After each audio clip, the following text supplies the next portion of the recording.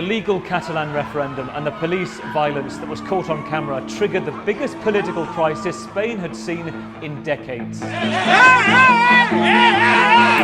Police were seen pushing, punching and kicking voters to move them away from polling stations on orders to seize the ballot boxes, and in the face of voters young and old who stood their ground.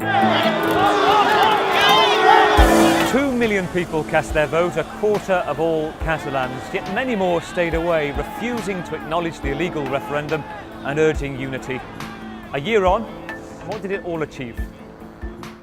It's really fast. I've been shot here. So there's the containers, there's the police who shot me right directly in my face.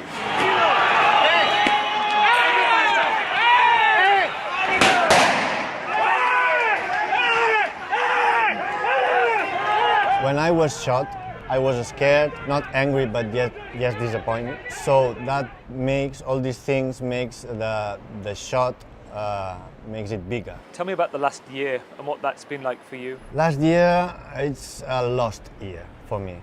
I mean, right now I'm starting to restart my life where I leave it that day. It's been a year of recovering, physically and mentally. Also for my family, my child, it's been a hard process. Looking back on the last year, and it was a great personal cost to you, what do you think's been achieved by the referendum? The first step was the 1st of October, and I'm sure we're gonna make it, yes. Even if we don't have the political power in our side.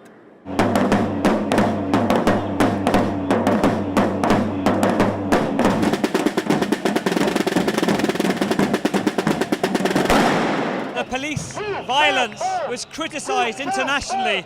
I met one man who was blinded by a rubber bullet. Do you feel ashamed of that? Yeah, of course I feel ashamed, but they knew, independentists knew that the referendum was illegal. They knew the consequences. What do you think was the significance of the referendum, looking at life now here? I feel sorry for what happened, but it's obvious that society, Catalan society, is divided, and it's very painful for us. A lot's changed in 12 months. After the referendum, when 90% of voters chose separation, the Catalan government declared independence. Madrid stepped in, dissolved parliament, sacked the government. The man responsible, former President Carles Puigdemont, fled to Belgium. He's still there in self-exile, wanted here to face allegations of rebellion. Other former ministers are in custody. There's been new elections. There's a new Catalan separatist government. There's a new Spanish government, a new Prime Minister, Pedro Sánchez. Politically, I think no one can say that something has been achieved because we are much worse than we were a year ago, no matter who you are supporting. If you are supporting independence, you are in a worse position because a year ago you still had the dream that something would happen. If you're pro-unionism, you thought this would be stopped and pro-independence support would definitely decrease, which has not happened. So the Spanish government has a message, a clear message for the Catalan population. We said that what we want is to improve the self-government of Catalonia, and thus we offer a new way for Catalan people. Is the situation now, a year on, still as fragile, or has it been brought back from the brink? I would say the situation is quite fragile, but I would also like to point out that what is important are the facts, not the words.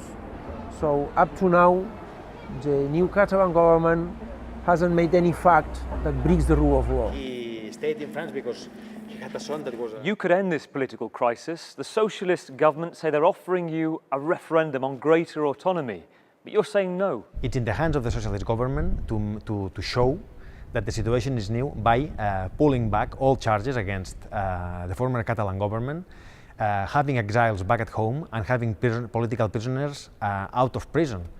This is what would make a situation new, because otherwise we are still in the same place that we were. Your president, President Torra, today is talking about planning an act of disobedience which would lead to independence. What does he mean? We may well be ready to an act of disobedience, but we are not here yet. If the Spanish government is not prepared to give us a solution through a dialogue and negotiation that passes through a binding referendum, and we will work to implement as soon as possible a Catalan Republic.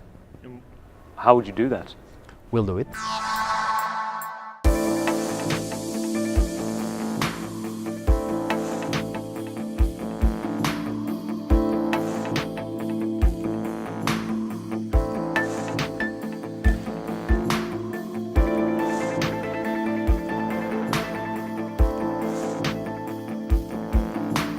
The ballot boxes used in the referendum, our museum exhibits now artistic expressions of the defiance and the violence that day.